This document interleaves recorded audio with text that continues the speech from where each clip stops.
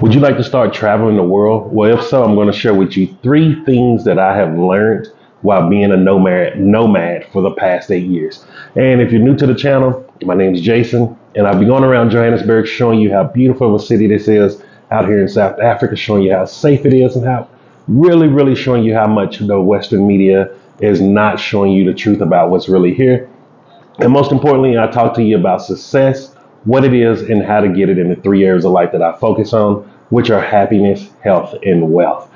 And so today I wanted to talk to you about what are three skills that you need if you want to start traveling the world.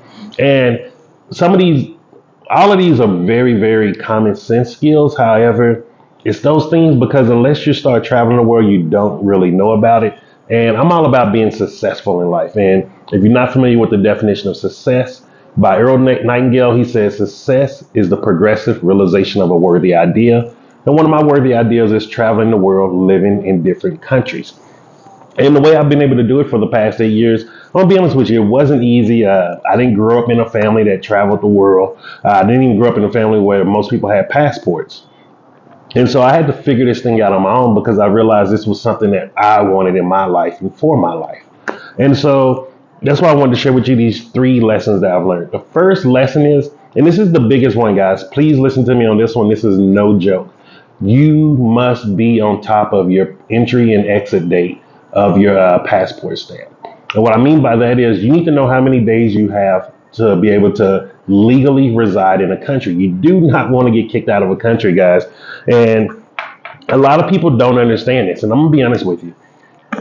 I didn't understand this and I didn't have sympathy or empathy towards others with this because when I was just living in the United States, I just didn't know the struggles or understand what it really took when it's going from country to country. What is it like going through immigration? How do you feel going through passport control and things like that? And until I started doing that, I started really having a lot of empathy towards people, especially people who travel a lot and for immigrants. And this is one of the reasons why I don't believe whenever I go to most countries, every country you go to, they're going to tell you like, oh, this group of immigrants are the problem. And I hear that everywhere I go, even here. And I tell you, I don't listen to that because I know firsthand how hard it is to actually immigrate legally into different countries. And we're talking about, I'm with the American passport, guys. So even with the American passport, it's difficult. It's not as easy as people think. Even here in South Africa, a lot of people think like, oh, Jason, you just let them know you're American and they'll just let you stay as long as you want. It don't work that way, guys. Not at all. And it's most of the time, and depending on some countries, it's actually harder to be there as an American because all of these stereotypes, misconceptions, and also like you never know at a political level what's going on between countries. And so, because of that, you want to have a clear understanding of when you're supposed to legally be out of a country because that can really ruin your experience. And I'm telling you guys, like, I've seen guys in Colombia, I heard of guys in Dominican Republic, Mexico, and other countries where they overstayed their visa and then they weren't allowed to enter for maybe anywhere from 3 to 7 years.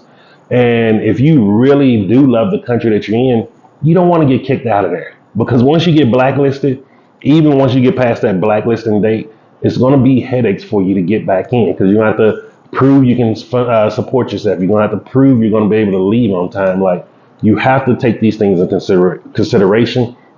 So if you truly want to become a nomad, you must be on top of your entry and exit dates when you're supposed to be in or out of a country, because that is very crucial. I can tell you here firsthand for South Africa with an American passport, you can stay 90 days at any given time. And then after that, you either need to extend your visa or you can go do border runs, which is what I do.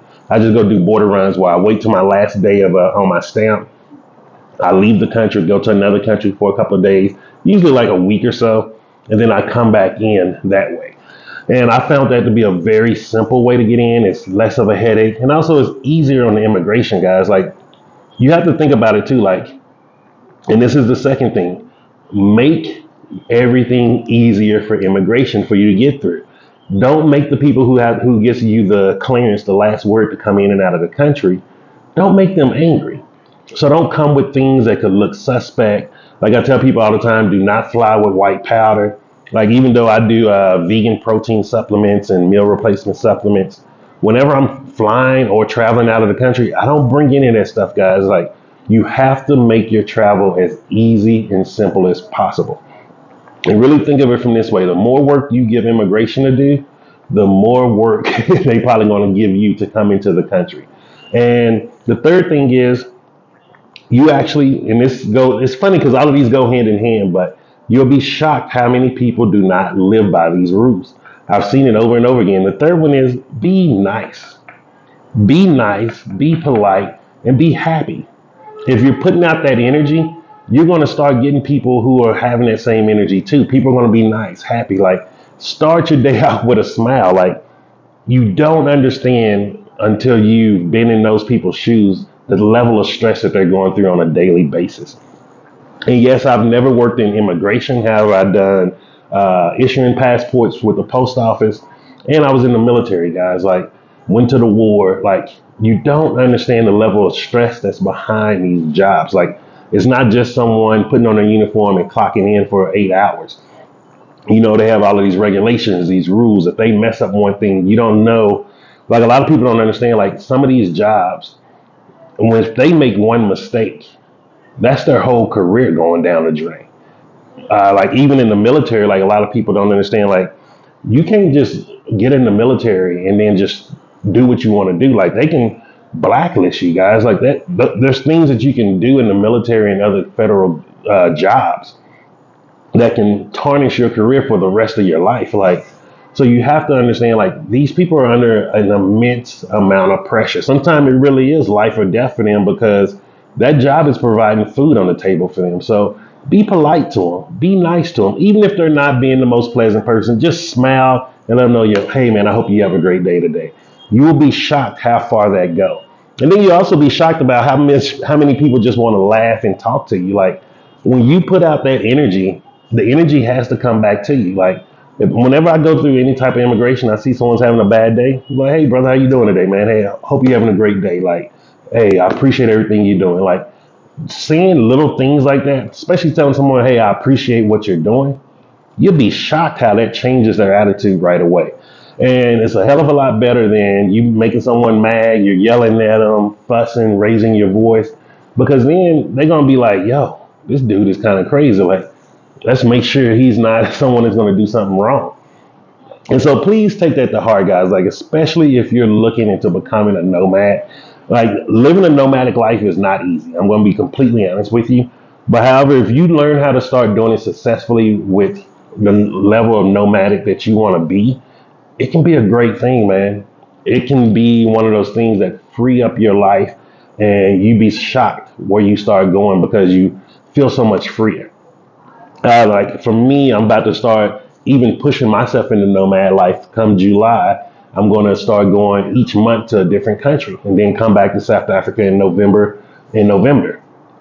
Now, I've never done that before, guys. So guess what? It's scary, but it's fun too. Like, and the reason why I'm sharing that with you is because it's going to be scary no matter what you want to do in your life.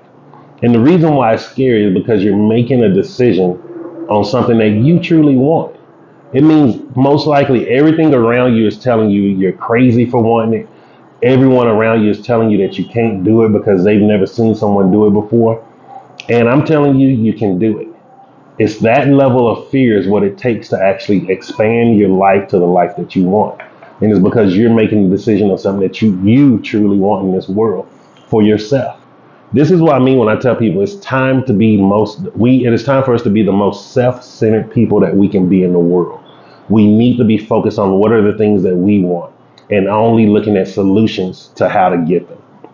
And so I hope this gave you some value. Let me know if you want to hear more different ways to be living as a nomad, ways to be traveling, how to save money if you're looking into just, maybe doing more vacation tips. Let me know what you want to know, guys.